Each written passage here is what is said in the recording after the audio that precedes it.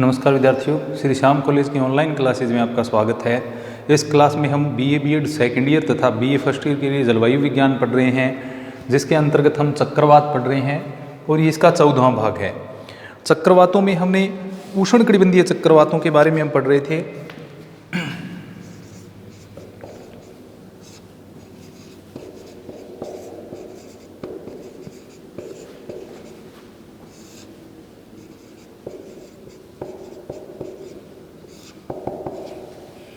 उष्णकटिबंधीय चक्रवातों की उत्पत्ति, इनके जो भ्रमण क्षेत्र हैं उनके बारे में हमने पढ़ लिया था। अब हम पढ़ रहे थे उष्णकटिबंधीय चक्रवातों के प्रकार, टाइप्स ऑफ ट्रॉपिकल साइक्लोन्स।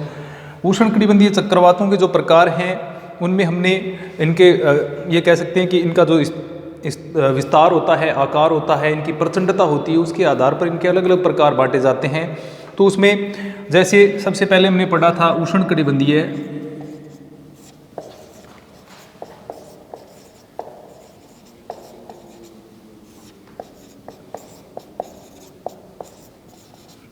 विक्षोभ, दूसरा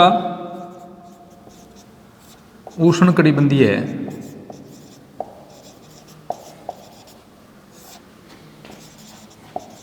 अवदाब, तीसरा उष्णकटिबंधीय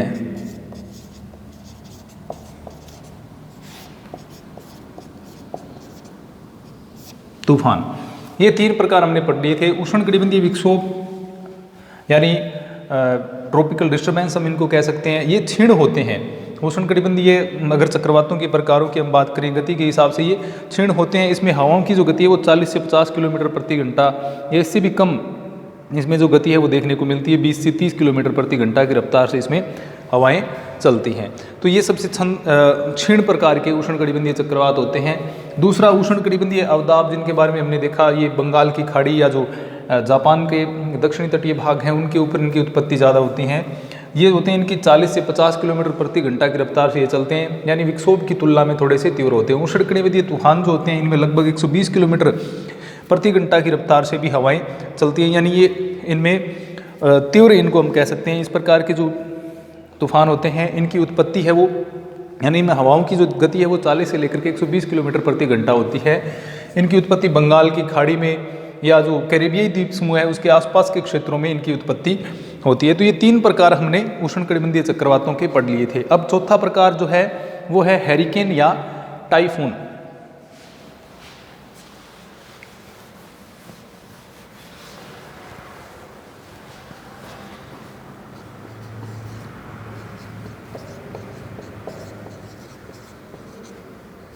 हैरिकेन या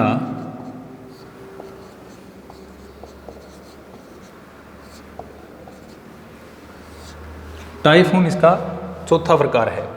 हैरिकेन या टाइफून क्या होते हैं? इनमें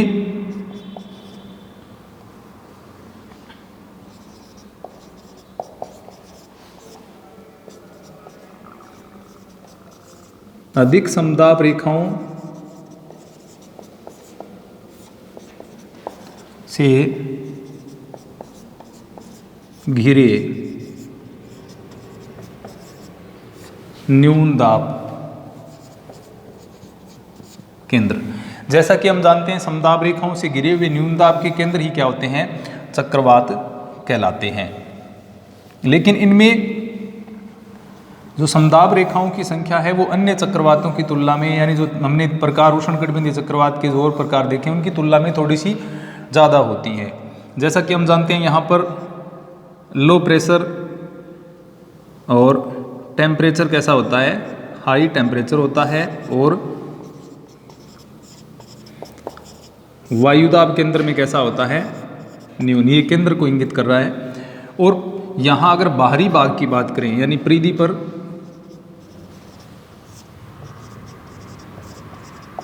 उच्च वायुदाब होता है। तो हवाएं हैं वो परिधि से केंद्र की ओर तीव्र गति से चलती हैं। उत्तरी गोलार्ध में ये एंटी क्लॉकवाइज चलती हैं और दक्षिणी गोलार्ध में ये जो हवाएं हैं ये क्लॉकवाइज चलती हैं। तो एंटी क्लॉकवाइज और क्लॉकवाइज हवाएं हैं वो देखने को मिलती हैं चक्रवातों में। उत्तरी गोलार्ध में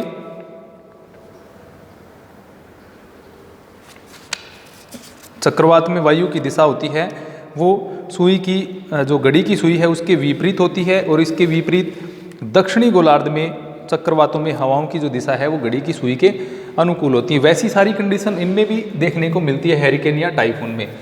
तो इस प्रकार के यानी अधिक समदाब रेखाओं से घिरे हुए न्यून दाब के जो केंद्र होते हैं उनको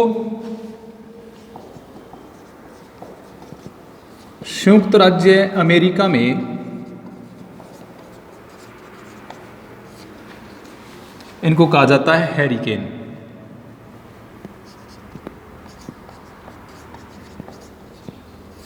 और चीन में इनको कहा जाता है टाइफून। जापान, चीन में इनको टाइफून कहा जाता है। तो इस प्रकार से हैरिकेन या टाइफून है वो एक उष्णकटिबंधीय चक्रवात ही होते हैं। इनके क्षेत्र विशेष के नाम ये अलग अलग हैं। अब ये जो चक्रवात होते हैं यानी हैरिकेन जो होते हैं वो अत्यंत प्रचंड एवं विशालकाय तूफान होते हैं। अत्यंत प्रचंड एवं विशालकाय। वायु गति की अगर हम बात करें तो 120 किलोमीटर प्रति घंटा से भी अधिक इनमें वायु की गति होती है, यानी तीव्र गति से ये आगे बढ़ते हैं। तूफान एक प्रकार से ये अत्यधिक नुकसान करने वाले तूफान इनको कह सकते हैं। लेकिन फिर भी इनका जलवायु संबंधी महत्व क्या होता है, नगण्य होता है, यानी जलवायु में इनका कोई विशेष महत्व नहीं है।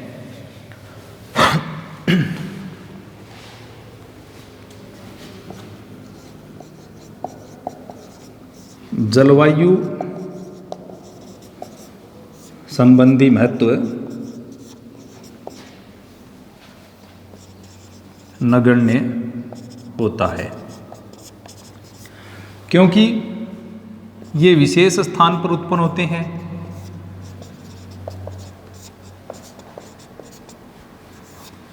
और संख्या इनकी क्या होती है, संख्या एवं आवर्ती कम होती है।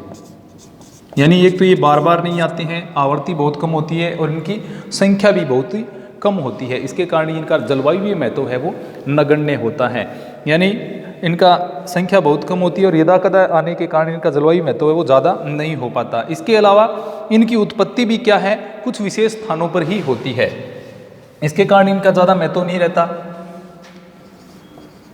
इनकी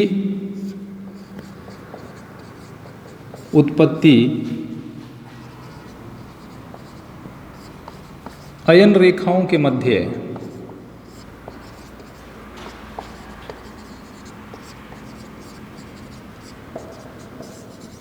कुछ विशेष स्थानों पर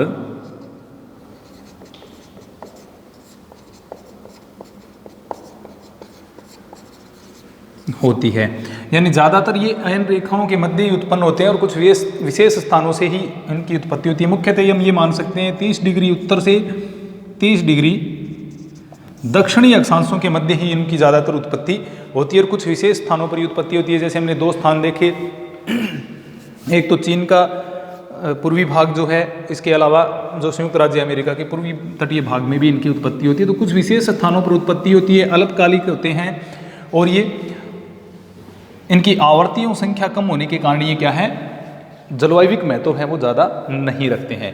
अब देखने में ये लगभग किसके समान होते हैं, शीतोष्ण कटिबंधीय जो चक्रवात होते हैं उनके समान ही ये होते हैं, लेकिन फिर भी इनकी कुछ अलग विशेषताएं होती हैं। किस प्रकार के होते हैं, शीतोष्ण चक्रवातों के समान। अब इनकी कुछ विशेषताएं अलग होती हैं, यानी शीतोष्ण कटिबंधीय चक्रवातों से हम इनको अलग कैसे कर सकते हैं। कुछ एक ऐसी चीज़ें होती हैं जो इनको शीतोष्ण कटिबंधीय चक्रवातों से अलग करती हैं। जैसे हम अलग अलग इनकी विशेषताएं देखते हैं। शीतोष्ण कटिबंधीय चक्रवातों से अलग किस प्रकार से हैं। सबसे पहली बात तो ये कि ये हैरिकेन में जो समदाब रेखाएं होती हैं वो अधिक सुडौल एवं वर्ताकार होती हैं।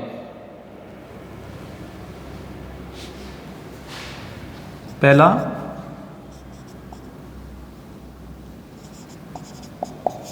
समदाब रेखाएं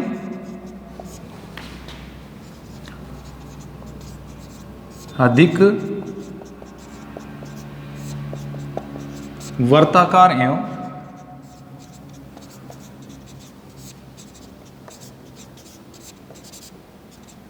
सुडौल होती हैं। तो सबसे पहला कारण तो ये है कि समदाब रेखाएं जो हैं वो अधिक वर्ताकार होंगी और सुडौल होंगी, यानी बिखरी हुई समदाब रेखाएं नहीं हैं। अब वायुदाब केंद्र से बाहर की ओर तेजी से बढ़ता है, जिससे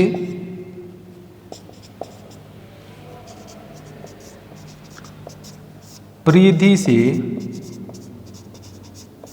केंद्र की ओर प्रचंड पवनें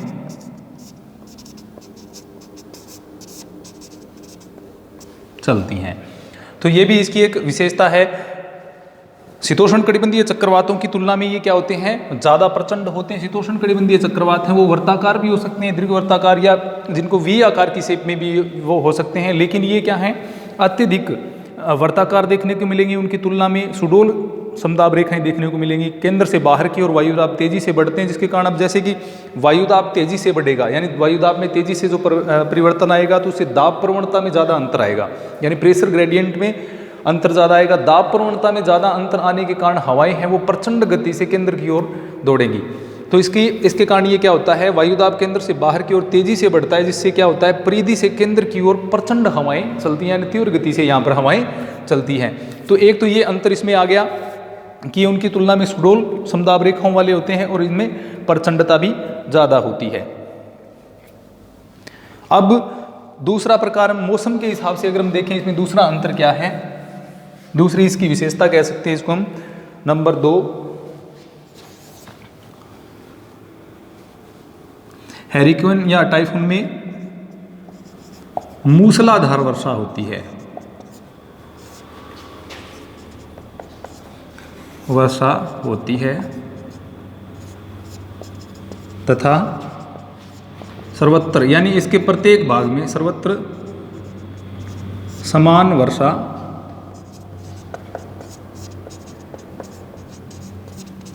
होती है। तो ये भी इसकी विशेषता है कि मूसलाधार वर्षा हो रही है और सर्वत्र समान वर्षा हो रही है। इसके विपरीत अगर हम शीतोष्ण कटिबंधीय चक्रवातों को जैसे हमने पढ़ा था, तो शीतोष्ण कटिबंधीय चक्रवात में अलग अलग भागों में अलग अलग वर्षा देखने को मिलती है। यानी इसके विपरीत अगर हम शीतोष्ण कटिबंधीय चक्रवात की बात करें तो वर्षा का अंतर देखने को मिलता है। शीतोष्ण चक्रवात में क्या होता है, शीत वाताग्र एवं उष्ण वाताग्र प्रदेश में वर्षा में भिन्नता पाई जाती है। जैसे कि हमने पढ़ा, उष्ण वाताग्र है वो धीरे धीरे लंबे समय तक वर्षा उसमें करता है, शीत वाताग्र में तीव्र गति से वर्षा हो जाती है। लेकिन हैरिकेन में क्या होता है, इसके प्रत्येक भाग में वर्षा मूसलाधार होती है, जिसका वितरण भी सर्वत्र समान होता है। और शीतोष्ण कटिबंधीय चक्रवात जो होते हैं उनमें वर्षा केवल उष्ण एवं शीत वाताग्रों में ही होती है। अब इसके अलावा इसके जैसे कि हमने इसके अलग अलग भाग पढ़े थे शीतोष्ण कटिबंधीय चक्रवात के, जैसे ये शीत वाताग्र था, ये उष्ण वाताग्र था, ये शीत वृत्तांश था और ये उष्ण वृत्तांश था। तो इनमें सभी में अलग अलग वर्षा थी। शीत वाताग्र में अलग वर्षा हो रही थी, उष्ण वाताग्र में वर्षा अलग हो रही थी। इसके विपरीत उष्ण एवं शीत वृत्तांश जो थे वो शुष्क रह रहे थे, यानी इसके अलग अलग भागों में वर्षा का प्रतिरूप क्या था, भिन्न भिन्न था। लेकिन हैरिकेन या टाइफून में ऐसा नहीं होता है, इसके प्रत्येक भाग में मूसलाधार वर्षा होती है और वर्षा का वितरण जो है क्या रहता है, समान रहता है। तो ये इसकी दूसरी जो विशेषता होगी जो कि इसको शीतोष्ण कटिबंधीय चक्रवातों की तुलना में भिन्नता प्रदान करती है। तीसरी बात कि इनमें तापमान में अंतर नहीं होता है, यानी हैरिकेन में और टाइफून के विभिन्न भागों में तापमान संबंधी अंतर नहीं पाया जाता। इनमें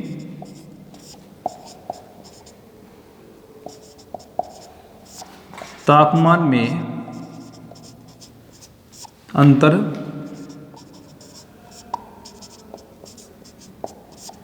नहीं होता। तापमान में अंतर नहीं होता यानी प्रत्येक भाग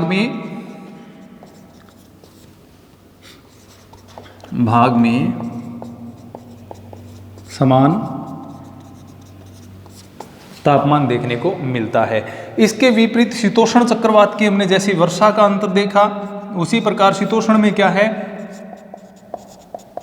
तापमान में अंतर होता है। सीधी सी बात कि उष्णकटिबंधीय चक्रवात जो है, विशेष जो हरिकेन या टाइफून जिसको हम कहते हैं, हरिकेन या टाइफून में प्रत्येक भाग में तापांतर नहीं पाया जाता, यानी तापमान है वो समान पाया जाता है। इसके विपरीत शीतोष्ण कटिबंधीय जो चक्रवात होते हैं उनके प्रत्येक भाग में तापमान में अंतर देखने को मिलता है। जैसे शीत वर्तांश में तापमान कम होगा, शीत वाताग्र में अलग तापमान है, उष्ण वर्तांश में तापमान अधिक होगा, उष्ण वाताग्र में अलग तापमान है। यानी चारों जो कंडीशन है उनमें तापमान में भिन्नता देखने को मिलती है, यानी वाताग्र जो चक्रवात के प्रत्येक भाग में तापमान देखने को मिलेगा, तापमान में भिन्नता है वो देखने को मिलेगी। इसके विपरीत हैरिकेन या टाइफून के अलग अलग भागों में तापमान में अंतर देखने को नहीं मिलता है।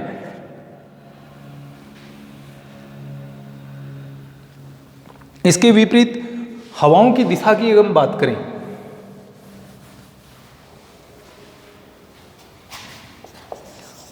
तो हैरिकेन या टाइफून में वायु की दिशा में परिवर्तन नहीं होता। तो वायु की दिशा में इसमें परिवर्तन नहीं होता है। इसके विपरीत हमने देखा कि शीतोष्ण कटिबंधीय जो चक्रवात होते हैं उसमें हवा पूर्व से चल रही है, इसके बाद उत्तर पूर्व से चलने लग जाती है, उसके बाद उत्तर से चलने लग जाती है, फिर उत्तर पश्चिम से चलने लग जाती है, फिर उसके बाद में पश्चिम से चलने लग जाती है। तो इस प्रकार से उसमें दिशा में परिवर्तन आते रहते हैं, यानी प्रत्येक भाग में उष्ण वाताग्र में अलग दिशा से हवा चल रही है, इसके बाद में उष्ण वर्तांश में हवाओं की दिशा बदल जाती है, उष्ण वातांश के आने पर हवाओं की दिशा बदल जाती है, इसके बाद में शीत वाताग्र आएगा तो हवाओं की दिशा बदल जाएगी, फिर उष्ण शीत वर्तांश आएगा तो उसके बाद में हवाओं की दिशा है वो परिवर्तित हो जाती है। इसके विपरीत हैरिकेन जो होते हैं उसकी प्रत्येक भाग में हवाओं की दिशा है वो समान रहती है, यानी सीधी सी हवा है वो परिधि से केंद्र की ओर इसमें हवाएं चलेंगी। सीधा पैटर्न है, परिधि से केंद्र, क्योंकि तापमान वायुदाब है वो परिधि पर ज़्यादा है, केंद्र में कम है, तो परिधि से केंद्र की ओर हवाएं चलेंगी और केंद्र से ऊपर उठेंगी, यानी यहाँ से क्या हो जाती हैं हवाएं ऊपर उठने लग जाती हैं, यानी केंद्र की ओर हवाएं चलेंगी और उसके बाद केंद्र से क्या होंगी ऊपर उठेंगी। तो इस प्रकार से हैरिकेन के प्रत्येक भाग में हवा की दिशा परिवर्तन नहीं होता है, परिधि से केंद्र की ओर हवाएं चलती हैं।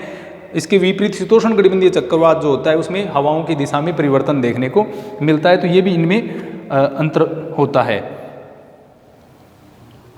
इसके विपरीत अगर हम शीतोष्ण कटिबंधीय चक्रवातों की बात करें तो अंत में जो स्थिति बन जाती है यानी प्रति चक्रवातीय स्थिति उत्पन्न हो जाती है, लेकिन जो हैरिकेन या टाइफून होते हैं उसमें प्रति चक्रवात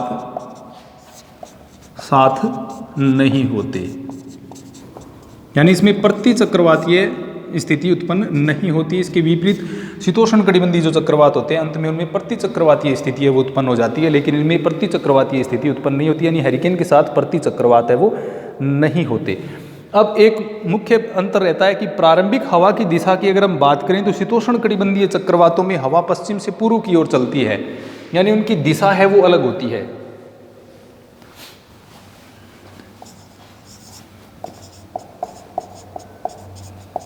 शीतोष्ण हैरिकेन या टाइफून में हवा की दिशा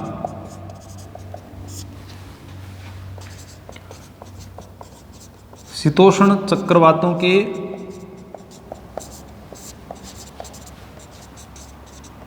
विपरीत